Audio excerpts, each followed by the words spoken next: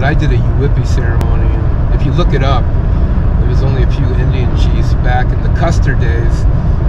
Of course, it had been going on for thousands of years, but when we were introduced to it, and when they found out that an Indian chief could produce a UWIBWE ceremony, they sent out spies and murderers to go kill that motherfucker, because he had powers that white men had never seen. Well, I heard that story and shit, but I know a guy who lived up in these mountains for years and ended up with an Indian staff, an old Indian. The staff been passed down through generations, and worked with him with peyote and ceremony. And I saw a wedding. It's pretty different than how they marry people here. And the guy finally passed away, and he gave him his staff.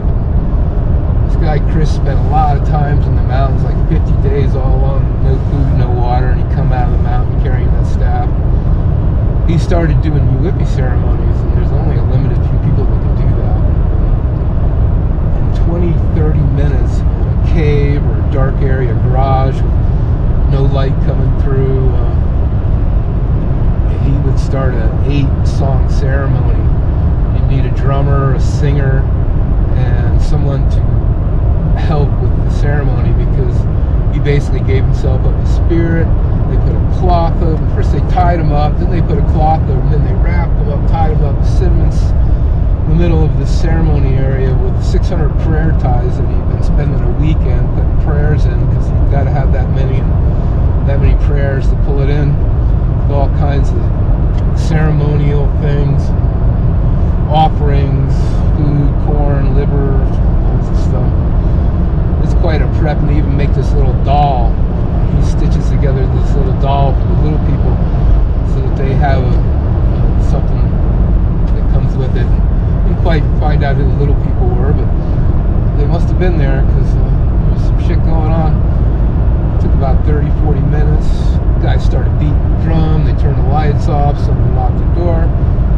One person out of 28 that was sitting in there, and there wasn't any more room for 29. We were all packed in there, sitting on the floor, and right around Chris, who had been laid down around the prayer ties, and the lights went off, and he couldn't move. He was tied up. He was basically a sacrificial to the spirit, and saying, "Do what you want with me, but we want to see what's up." And, so one lady bailed, said, "Man, this is too much for me." And so they said, all right, you can sit outside, kind of hold space. It's always good, and it's not going to be that long, and then we'll see in a little bit. So she bailed. I was by the door never, shame, once they shut that door, it was dark, you couldn't see a damn thing, and the drums started beating. One guy, the Indian song, just yelling, screaming, and singing the bringing in spirit song. We've kind of got a sacrificial lamb for you. You want to come check it out, And so by the second song, I felt a little bit of wind on my face. What is that? There's no way it's blowing wind. We just sealed everything up. We put plastic around the whole garage and everything, so no light, nothing could come in. Started seems like a little sparkler thing going on around the room, and heard a little bit of noise, and a rattle went by, and he had these bull testicle rattles with quartz crystals in them that he had made through the years. It's all Indian stuff. He shakes them a lot when he sings the song and stuff. And the quartz crystals hold energy, which we all kind of know. Next thing I know, I see a rat, and I'm right by the ceremonial pit where he's laid out. There's prayer ties around. I see a rattle roll, and there's a little bit of room in front of my feet where it rolled by, and I saw a little glow out of it. The second song's getting more intense. Things are starting to happen. Oh my God, I started hearing more noise than what was going on, and it's almost like a burst of wind and a little bit of light from somewhere, but it was gone as quick as I could figure out where it was. And my buddy Zach is right next to me, and he'd already been through one of these, and he said, "Dude, expect the unexpected." And so I'm like hitting him like this, going, "Dude, what's up with this?" Things are getting loud and intense, the songs, and next thing I see, it starts on fire right by the prayer ties. It looked like butane gas, and somebody like torched it. It was sort of blue, greenish, but it lit up, and it was right by the prayer ties. It's like, whoa, and nobody's doing this stuff. Nobody rolled that rattle, because the next thing I know, one comes flying through the air, and I kind of ducked a little bit. I was like, you gotta be kidding me. And it didn't hit the wall or anything. It just cruised around, started lighting up.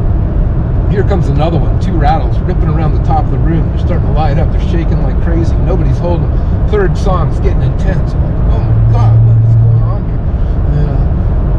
A lot of people experience a lot of different things, but this place was just like, I was in awe. So I got a really bad back, and they were making us sit on the ground with our knees up like this, and my back started to kill me. I'm like, screw this. So I got up on one leg and extended a knee and kind of knocked everybody aside a little bit and got up, and now my head's sticking like 1.5 feet above everybody else's.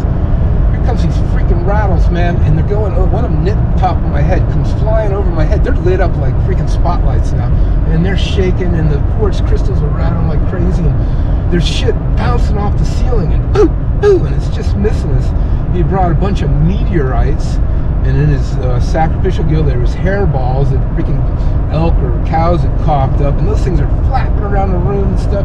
Wind's blowing like 15 knots. What the fuck? And these rattles are just missing me. 4th song, all of a sudden I realize there's this Indian dude sitting across the room from all this shit, and he just solos the 4th song, and his voice is like really gnarly, like, and he's like singing this tongue, and the next thing you know, the rattles, there's 3 of them, come up around him, and they're just rattling the side, and his face is lit up, and his gnarly mug is going off, black straight hair, and the room is just fucking upheaval.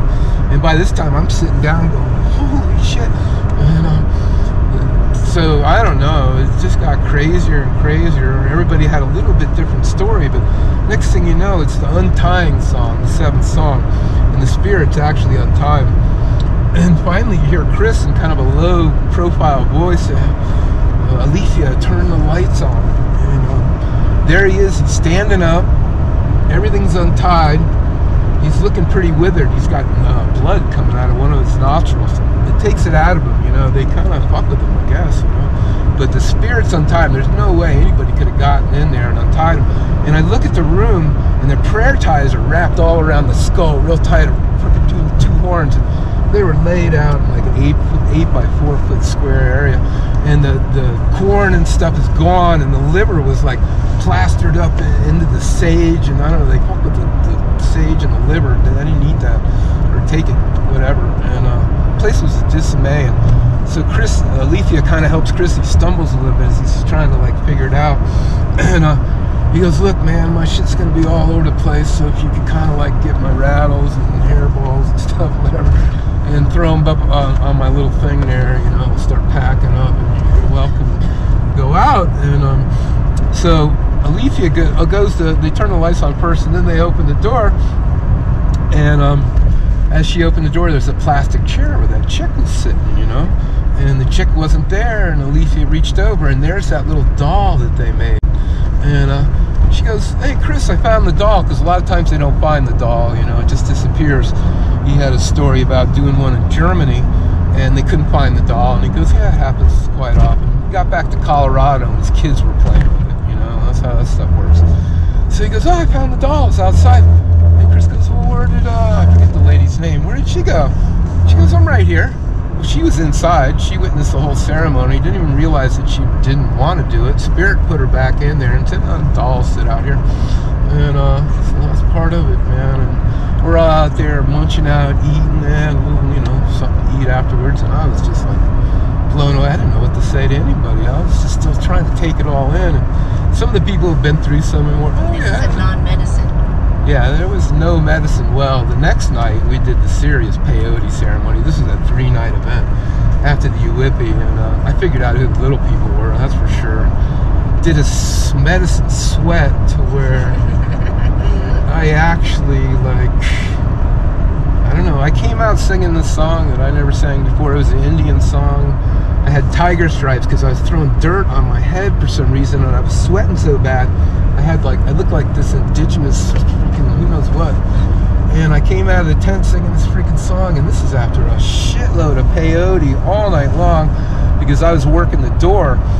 So I had to let people in and out of the circle if they had to go relieve themselves, although we didn't want that. We wanted it there in front of the fire.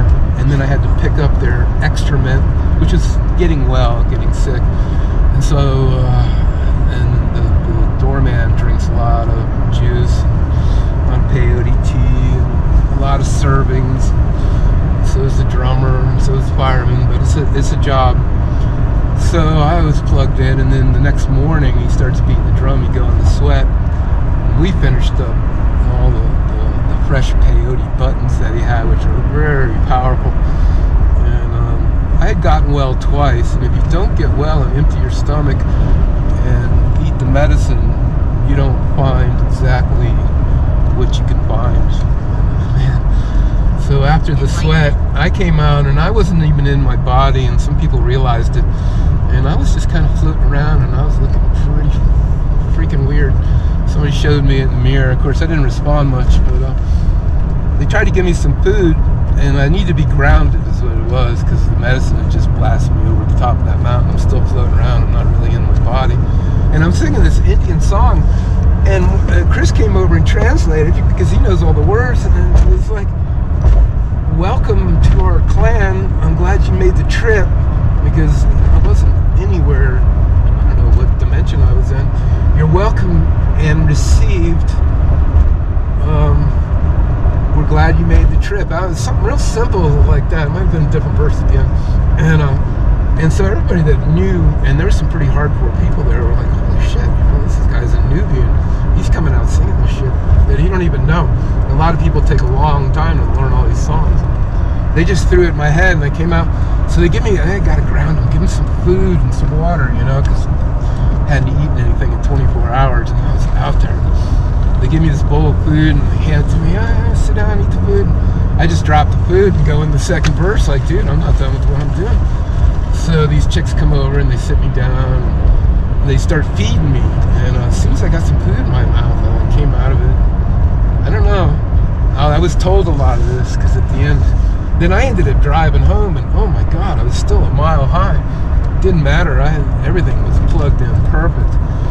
And, it was one of the heaviest experiences of my life, for sure. So if you ever read up on OJIBWE, or ever get to Colorado, to Crestone, what is Chris's last name? You should know. He's a roadman, but he's a little out now. He actually works in a hardware store, and you never know this guy can do what he can do. There's a time and a place for everything. People move on. He still holds a lot of ceremony. I don't know how much medicine anymore. I'm a little out of touch with him.